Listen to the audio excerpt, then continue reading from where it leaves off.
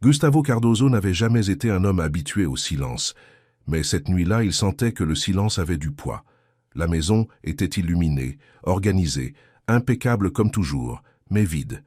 Aucune musique ne jouait, aucun rire ne résonnait dans les larges couloirs. Aucun message ne vibrait sur le téléphone oublié sur la table de marbre. Il marchait lentement dans le salon, la veste encore sur le bras, essayant d'ignorer cette sensation étrange qui lui serrait la poitrine. C'était son anniversaire, et personne ne semblait s'en souvenir. Il n'était pas un homme en manque d'affection. Du moins, c'est ce qu'il se disait toujours. Il avait de l'argent, du pouvoir, du respect dans le monde des affaires. Des gens l'entouraient tous les jours, mais cette nuit-là précisément, aucun d'eux n'était là. Aucun associé, aucun parent, aucun ami. Juste lui et cette maison bien trop grande pour un homme seul. Gustavo s'arrêta devant la fenêtre, observant les lumières de la ville au loin, quand il entendit un bruit venant de la salle à manger. Il fronça les sourcils, perplexe. Il n'attendait personne. Il avança en silence dans le couloir et, en s'approchant de la porte, il vit une lumière plus chaude et entendit des voix d'enfants. Il s'arrêta avant d'entrer, sentant son cœur s'accélérer pour une raison qu'il ne parvenait pas à expliquer. Lorsqu'il fit un pas à l'intérieur de la pièce, la scène devant lui semblait irréelle. Béatrice, la femme de ménage qui travaillait dans la maison 2 fois par semaine, était là, encore vêtue de son uniforme simple légèrement humide du travail. Autour de la table se trouvaient 3 enfants, ses fils. La table, normalement utilisée uniquement pour des dîners formels, était couverte de plats simples, de salés faits maison et d'un gâteau blanc au centre, avec des bougies colorées allumées. Pendant un instant, Gustavo crut qu'il rêvait. Béatrice remarqua sa présence et se tourna rapidement, effrayée. Ses yeux bruns s'écarquillèrent une seconde, puis s'adoucirent. Elle sourit timidement, presque comme si elle craignait d'avoir franchi une limite invisible. « Monsieur Gustavo, j'espère que vous n'êtes pas fâché, » dit-elle en joignant nerveusement les mains. « J'ai entendu la secrétaire dire que c'était votre anniversaire aujourd'hui. Mes enfants ont insisté pour faire quelque chose. Je sais que ce n'était pas ma place, mais on a voulu vous faire une surprise. » Gustavo ne put répondre immédiatement. Sa gorge était trop serrée. Il regarda autour de lui, le gâteau simple, les plats modestes, les enfants portant des chapeaux en papier fait maison. Tout cela contrastait violemment avec les dîners luxueux qu'il organisait habituellement pour des personnes importantes qui, cette nuit-là, ne s'étaient même pas souvenues de lui. « Je ne suis pas fâché, » répondit-il enfin, la voix basse. « En réalité, je suis très touché. » Les enfants observaient Gustavo avec curiosité. L'aîné, T, tenait fermement la main de sa mère. Caio regardait le gâteau, visiblement impatient. Enzo, le plus petit, semblait plus intéressé par les bougies qui clignotaient. « On a tout fait ensemble, » dit T avec un sérieux qui ne correspondait pas à son âge. « Ma mère a dit que vous êtes une bonne personne. » Ces mots frappèrent Gustavo avec une force inattendue. Il s'approcha lentement de la table et s'accroupit pour être à la hauteur des enfants. « Et vous êtes » demanda-t-il avec un sourire retenu. « Moi c'est T, » répondit le garçon. « Lui c'est Caio, et lui c'est Tenzo. » Gustavo serra la main de chacun, ressentant quelque chose de différent grandir en lui, quelque chose de chaud, quelque chose de vrai. Quand il se releva, il regarda à nouveau Béatrice. Pour la première fois, il ne la voyait plus seulement comme quelqu'un qui nettoyait sa maison. Il voyait une femme fatiguée, digne, forte. Une mère qui travaillait dur et qui avait pourtant trouvé le temps et l'affection pour faire quelque chose pour quelqu'un qui jusqu'alors n'était que son employeur. « Vous n'aviez pas besoin de faire ça, » dit-il sincèrement. « Vous avez dû dépenser de l'argent qui vous manquait. » Béatrice secoua lentement la tête. « J'ai voulu le faire, monsieur Gustavo. Vous m'avez toujours traité avec respect. Vous avez toujours demandé des nouvelles de mes enfants. Ça n'est pas courant. » Les larmes arrivèrent sans prévenir. Gustavo ne tenta pas de les retenir. Il les laissa couler, se sentant étrangement soulagé. Cela faisait des années qu'il n'avait pas pleuré ainsi, des années qu'il ne s'était pas senti vu. « Merci, » dit-il. « Vous n'imaginez pas ce que ça représente pour moi. » Enzo tira sur le bas de son pantalon. « Tonton, on peut chanter maintenant ? Ma mère n'a pas voulu qu'on mange le gâteau avant. » Gustavo rit pour la première fois cette nuit-là, un rire vrai. Bien sûr que oui. Ils chantèrent « Joyeux anniversaire » avec des voix fausses mais pleines de joie. Gustavo ferma les yeux pendant que les bougies vacillaient.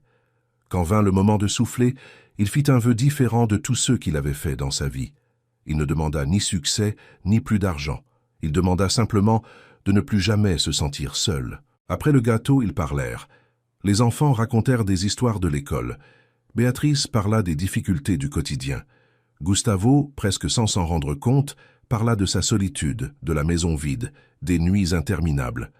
Quand T demanda comment quelqu'un de riche pouvait se sentir seul, Gustavo répondit avec patience, expliquant que l'argent n'achète ni présence ni amour. « Alors, nous aussi, on est riches », conclut Caillot en regardant sa mère. Béatrice sourit, caressant le visage de son fils. « Oui, nous le sommes. » Quand la soirée toucha à sa fin, Béatrice commença à ranger, prête à partir. Gustavo l'observait en silence, sentant que quelque chose avait changé pour toujours. « Attendez, dit-il avant qu'elle ne sorte.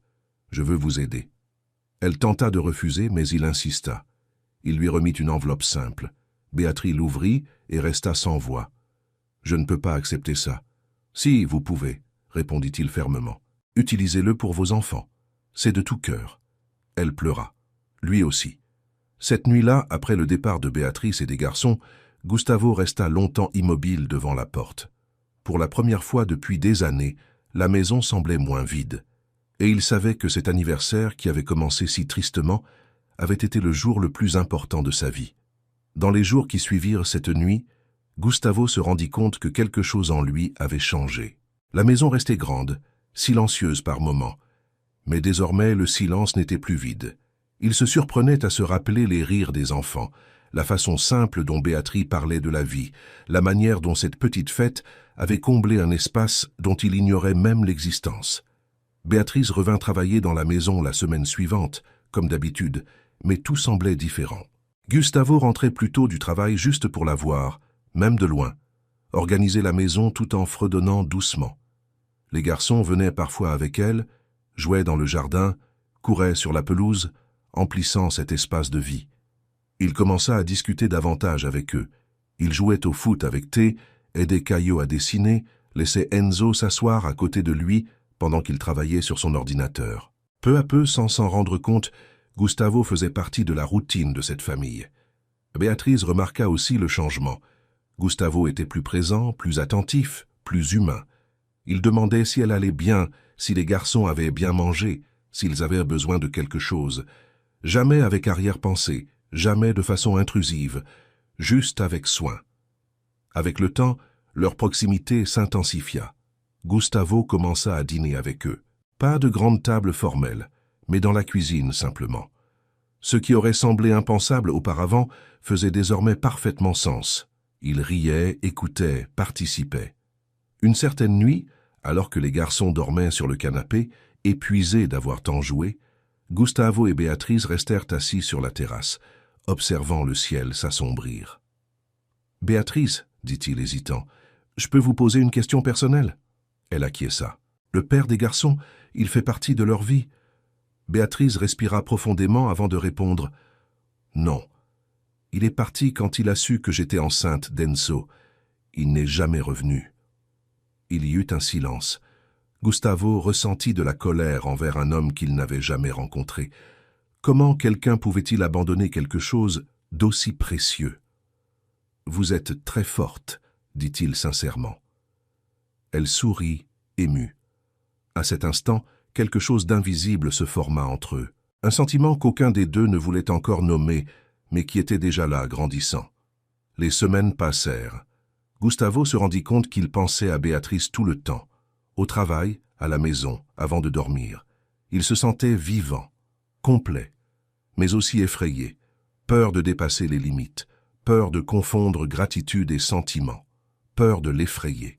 Jusqu'à ce qu'un après-midi tranquille, alors que Béatrice préparait le déjeuner et que les garçons jouaient dans le jardin, Gustavo trouve le courage. « Béatrice, il faut que je vous dise quelque chose. » Elle s'arrêta, s'essuya les mains sur le torchon et le regarda. « Allez-y. Arrêtez de m'appeler monsieur, dit-il en souriant nerveusement. Appelez-moi Gustavo. » Elle rit, gênée. « D'accord.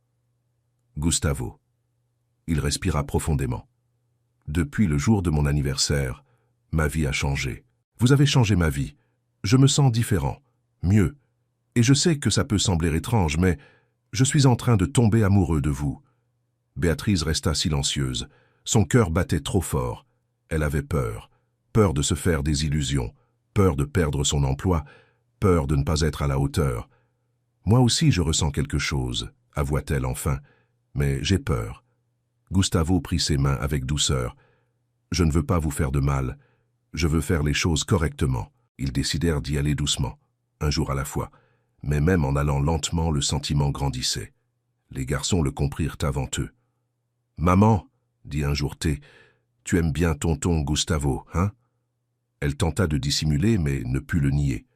Peu de temps après, Gustavo demanda à Béatrice de sortir avec lui. Simplement, sans luxe, sans excès, juste avec vérité. Et elle accepta. Leur vie se transforma rapidement. Gustavo se sentait faire partie de cette famille. Il emmenait les garçons à l'école, aidait aux devoirs, était présent. Jusqu'au jour où T posa la question qui changea tout. « Je peux t'appeler papa ?» Gustavo pleura comme jamais. Il serra les 3 garçons dans ses bras et répondit « Si vous le voulez, moi je le veux très fort. » Ce jour-là, il devint père de cœur.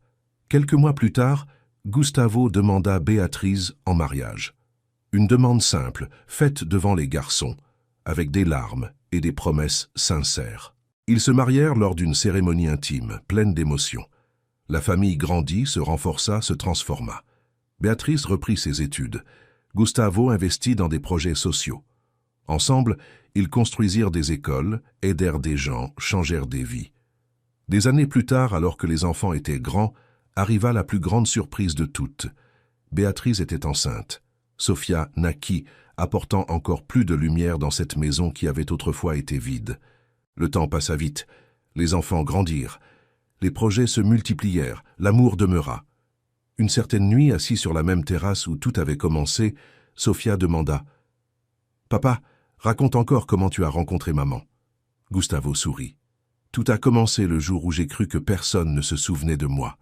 Jusqu'à ce qu'une femme de ménage humble et ses 3 fils organisent une petite fête toute simple et m'apprennent la vraie signification de l'amour. » Il regarda Béatrice, ému. « Ce fut le jour le plus important de ma vie. Ils s'enlacèrent, certains que les plus grandes richesses ne s'achètent pas. Elles se construisent, avec amour, respect et les bonnes personnes. » Gustavo termina l'histoire d'une voix basse, presque un murmure. Sofia s'était déjà endormie sur ses genoux, paisible, tandis que Béatrice posait sa tête sur son épaule, observant les étoiles apparaître dans le ciel. « C'est drôle, » dit-il, « comme la vie peut changer à cause d'un simple geste. » Béatrice sourit, les yeux humides. Parfois, il suffit juste d'être vraiment vu. Gustavo acquiesça en silence. Il se souvenait parfaitement de cet homme solitaire qu'il était, de cet anniversaire oublié, de cette maison vide. Et maintenant, il regardait autour de lui et voyait une famille entière, construite avec amour, respect et les bons choix. Il embrassa le front de Béatrice avec tendresse. « Vous avez été la plus grande richesse que j'aurais pu trouver. » Elle serra sa main. « Et toi, tu as été notre foyer. » Cette nuit-là, tandis que la maison s'endormait dans la paix, Gustavo sut avec une certitude absolue que tout avait valu la peine.